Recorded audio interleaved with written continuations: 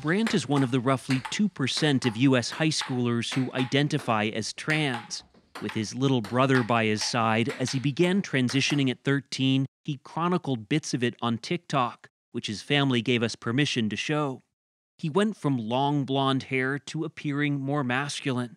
With psychological counseling and under supervision from a pediatrician, he started taking cross-sex hormones. Okay, you ready?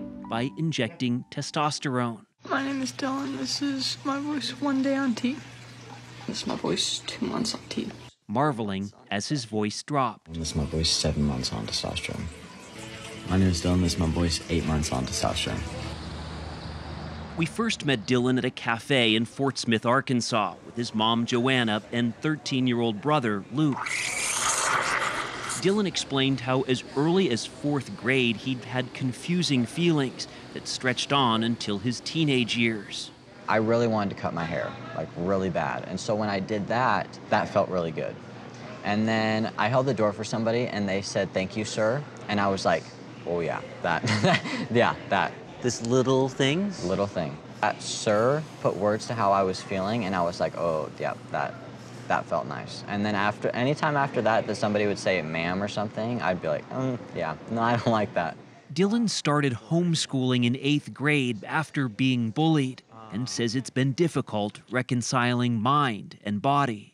Your insides do not match your outside, whatever, like whatsoever. That's what it feels like. That's what it feels like. And people are saying, well, you look like this, so you have to do this. That's hard, especially when in the inside you're like, no, that's not right. I know I look like this, but that's not how I feel.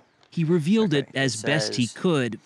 It says, "Dear Mom," to start out with, "you aren't losing the child you raised." In this letter to his mom, which he wrote 2 years ago. I don't know how to say this. I am a boy trapped in a girl's body.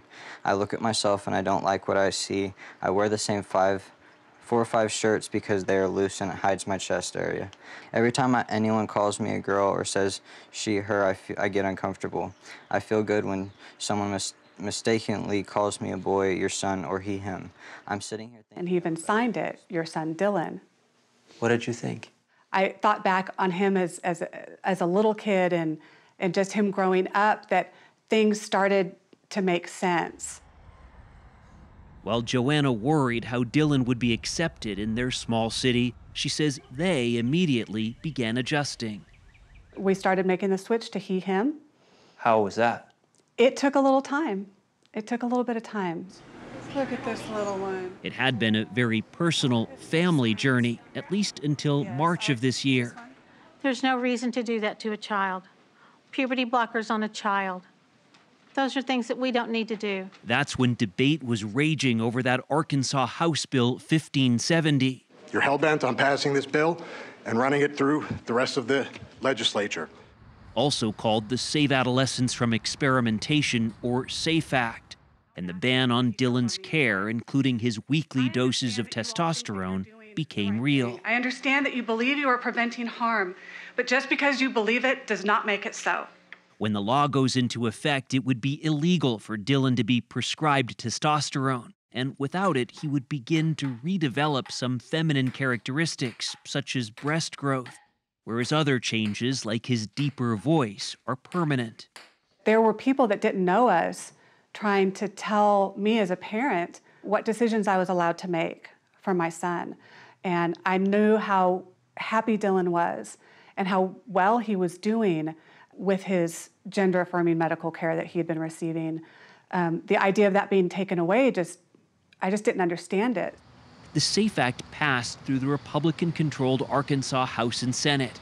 But on April 5th, Republican Governor Asa Hutchinson, who'd signed a separate bill earlier this year banning trans girls from playing in school sports, vetoed this one. This would be and is a vast government overreach.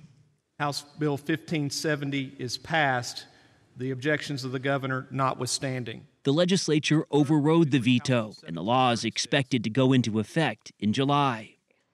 Dylan knows who he is. He knows what's best for him. I, as his mom, have to make decisions and for him because he's a minor.